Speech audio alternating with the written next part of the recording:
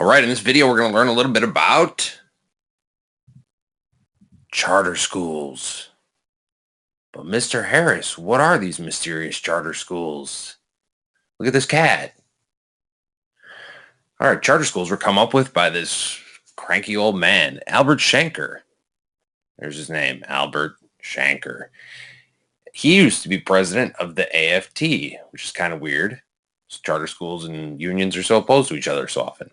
In 1988, Shanker was irritated by traditional public schools. Dang it. Boy. He thought they were too much like factories, which they kind of are. If you think about it, I mean, look at this.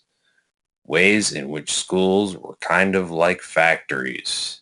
All right, so they had a heavy reliance on bell schedules, moving around with bells. They had one way to educate all students, and students would just sit there listening to lectures all day, which is not at all like factories, but you understand what I'm saying.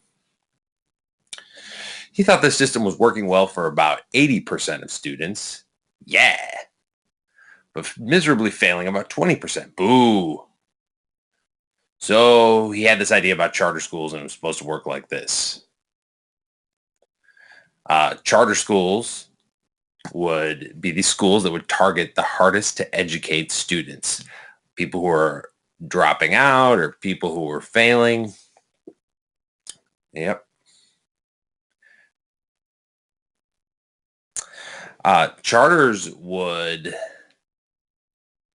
collaborate instead of compete with the neighborhood schools. They were supposed to come up with these good ideas that would go back to the neighborhood schools.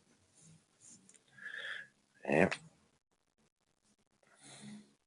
It was weird, as he also thought any new charter school should be jointly approved by the union and the school district. It was supposed to be a collaboration between the two bodies, teachers and district.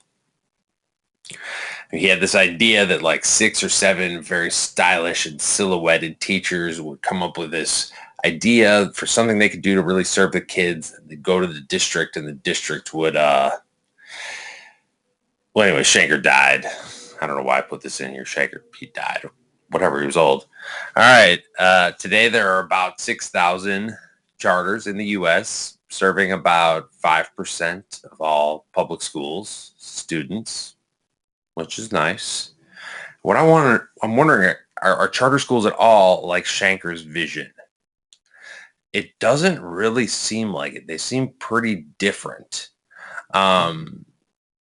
Here's an example. Charter schools often tout competition with existing public schools as an advantage. Like this guy, his name is Joel Klein. He used to be the head of schools in New York. He said a full-scale transition from a government-run monopoly to a competitive marketplace won't happen quickly, but that's no reason not to begin introducing more competition. We pursued that goal in New York City by opening more than 100 charter schools in high-poverty communities.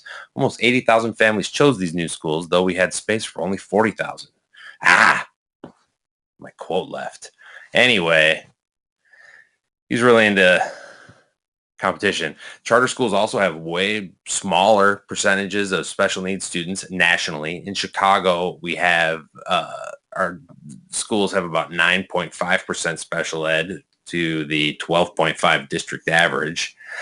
And charters are rarely, if ever, jointly authorized by unions and school districts. I don't even have to tell you this. School districts often and unions are often at each other's throats about charter schools. And nationally, only about 12% of charter schools are unionized. So I've got some questions. Here are some questions.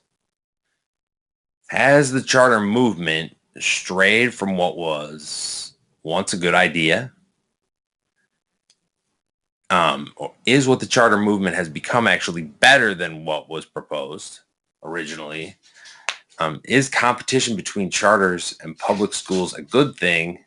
And what can we at Northtown do as a charter that we can't do at traditional public schools? Are we even really that different from them? I don't know. And finally, here is a dromedary camel. All right. Thank you. Cool.